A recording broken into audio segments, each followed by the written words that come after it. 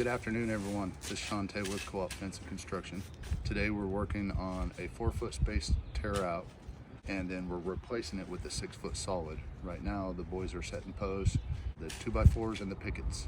So this will be finished in one day. Back a little bit. Right there, go ahead. That's good. All right, awesome.